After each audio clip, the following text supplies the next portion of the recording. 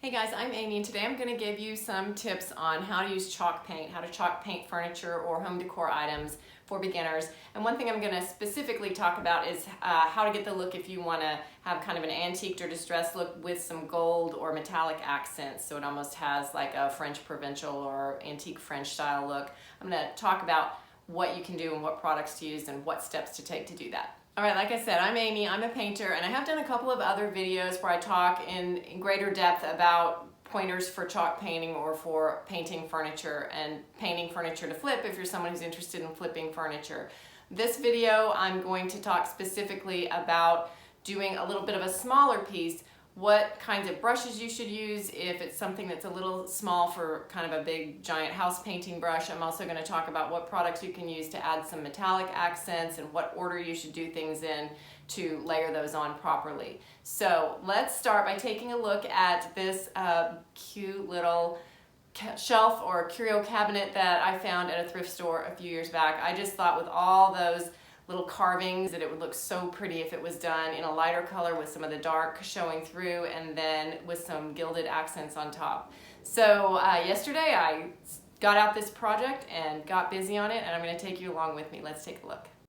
I'm going to be using chalk paint to paint this little project, and even though most of the chalk paints say that they don't require any sanding or priming, I recommend scuff sanding pretty much everything before you paint it, even with chalk paint. It just roughs up the surface just enough that it will give your paint something to stick to, and it's a good way to just make sure that you're getting a little bit of tooth there for your paint, and it'll save you the trouble of stuff scratching off after you've already painted it. Now, I didn't do a lot of sanding on those delicate little corner carving pieces. They're actually like molded plastic or something. I didn't want to tear them up, and they're pretty delicate. So what I did was take a stiff paintbrush without paint on it and made sure that I got all the dust and dirt out from any of those crevices and got it good and clean before I started to tape everything off. I didn't catch it on video, but I did clean everything with a tack cloth, especially getting even the dust off that mirror so that then I could go in and tape it with painter's tape. Now you can, when you get paint on a mirror, you can usually clean up the little edges with a razor blade or something like that, but it's still easier overall, especially on a little small project like this with a lot of delicate corners, if you tape it off so that you are not getting paint all over the mirror. I'm using some chalk paint that I mixed a couple colors together to make a grayish off-white, and I've got my water spray bottle handy, and I'm going to start painting here. I just want to talk about what brush I'm using because I think that a lot of us go to the hardware store to get most of our supplies and brushes, and that works fine when you're painting a big piece of furniture. Even a chalk paint brush from a store that specializes in that kinds of paint is usually a fairly large piece of equipment. And when I'm doing a small thing like this where I need to do a lot of detail work, I find that going and shopping at a craft or art supply store is my favorite place to get the tools I need for this. And my favorite brush to use is a wide, flat brush like this, a nylon brush, but this one is like a artificial sable. It's something that you would find that would probably be labeled to use as like a watercolor wash brush. It's a flat brush that's about 3/4 to an inch, 3/4 of an inch to an inch wide, and it's soft and has a thin sort of razor sharp edge, so I can get a lot of details. I can get into the corners, but then I can still cover a decent amount on a small piece because it's about an inch wide. And I find a brush like this is very versatile for me to use to get a lot of detail in, and then I'll show you a little later how I use it to get just almost like a dry brush technique where I'm going to put the paint on top and not down into the cracks. And a flat brush can be good for that too once you get the hang of how to use it. So like I said, here I'm going to show you how I just apply the paint to the top surfaces, almost in a dry brush technique. Because you have a nice flat edge to that brush, you can just swipe it across the top without letting it go down deep into the cracks. And that's the look that I'm going for here, because I want the dark to show so that I can see all that different texture and all the carving that's going in there. I just want to hit the highlights of this, kind of like dry brushing. My brush isn't really dry because it's so flat. I can just hit the top peaks of the mountains of the carving and not go down underneath, and then go around and add a little more paint where I want to. I'm going to do the same technique around the edges. So I'm hitting just the peaks, I'm leaving the darks showing down in the cracks. And that way I don't necessarily have to go back with like a dark antique wax to get the darkness down into the cracks. The dark is already there, so I'm just painting the peaks and the highlights with the light color, and I'm leaving the dark color there that was already there. And a flat brush will allow you to do that because it won't necessarily go down into those little cracks and crevices if you don't want it to. You can just skim it across the top like this. I'm going to show you one more way that a flat brush comes in handy. Here I had an area that was really tricky to get down into, but the brush is so skinny and flat that I could just slide it down in that little crack between the decorative piece and the frame and paint it from the back. Sometimes you may have to come around from the back instead of the front if you're having trouble figuring out how to paint a thing that was a different color before. We people who repaint furniture and decorative items, sometimes we have to get creative with how to get in there and paint it.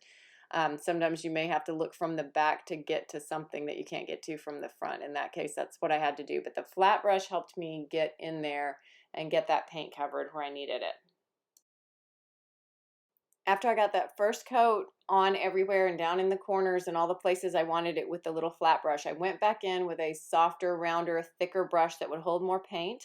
And I used that to do the second coat because especially with whites, you're going to need to bulk up that color and get it more opaque with a second coat. And in this case, I just hit the highlights all around with a brush. I didn't actually use an official chalk paint brush. I used a round zebra brush because it's a little smaller than my chalk painting brushes, and I was still trying to get on those edges in small places, even the front edge of the shelf there. After I gave that second coat time to dry, I went in with a damp old sock and I wet distressed the shelf part because I had quite a bit of brown showing through in all that carved and decorative part. But the shelf itself was just all plain white. And so I wanted to almost like outline the shelf by just going through and distressing and bringing out some of the brown wood underneath right on the corners of all the places where it kind of would feel worn and also would then kind of go with the rest of the shelf better, so that I have brown little areas showing throughout in a way that's fairly consistent and shows you, kind of picks out all the details of the shelf and the trim work. Okay, the next step I'm going to do is seal the paint with wax. And while I usually use a thick pasty wax, in the case of a piece like this, I recommend using more of a runny liquid wax, because when a piece has really high relief like this does, high relief is just an art term meaning like the tall peaks and deep crevices, the carving is deep. You're going to find it easier with more of a liquid wax to get it down into the deep crevices and to wipe off the excess without it just like gunking up and filling up all the holes and then being this solid wax in there that you have to try and get out. So a liquid wax can work better for something like this, and also it's better on something that's a little more delicate that you're kind of worried about tearing up with a thicker, heavier wax.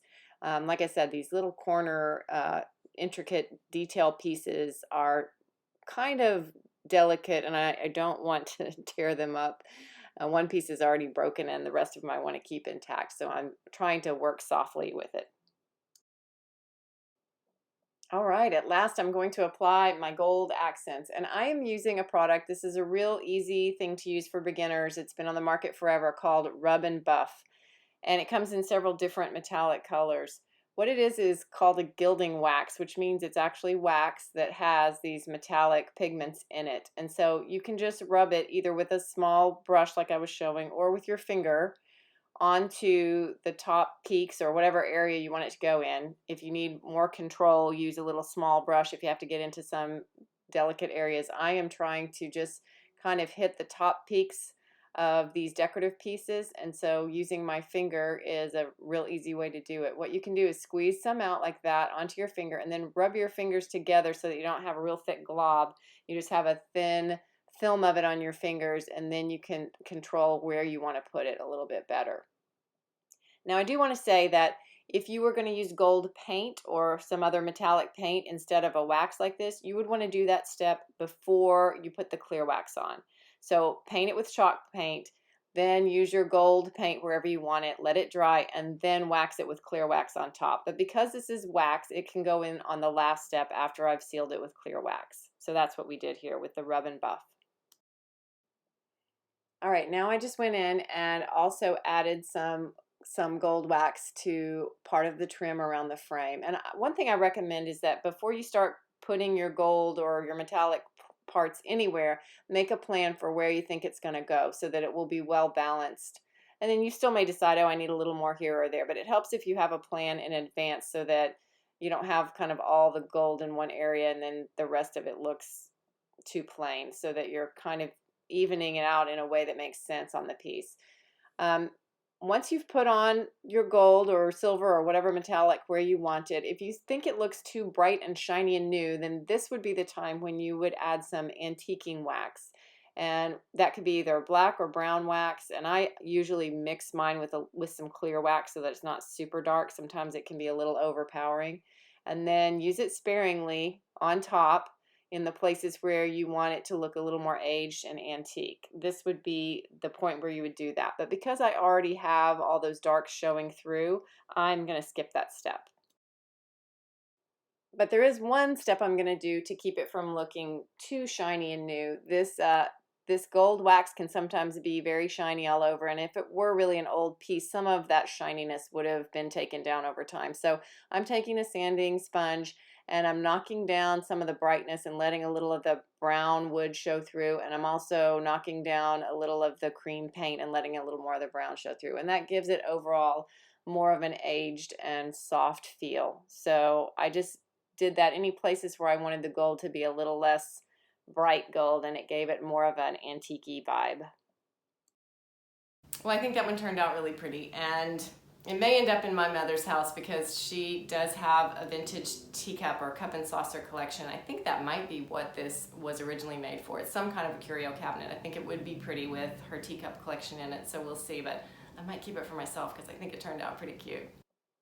Let me know in the comments below, do you think this is a cup and saucer cabinet or a little knick-knack curio cabinet, or what would you use it for? Let me know, I'd love to hear. Thanks for watching. If you're interested in videos about painting and home decor projects, I'd love for you to subscribe and check out my next one next time. Thanks a lot. Bye-bye.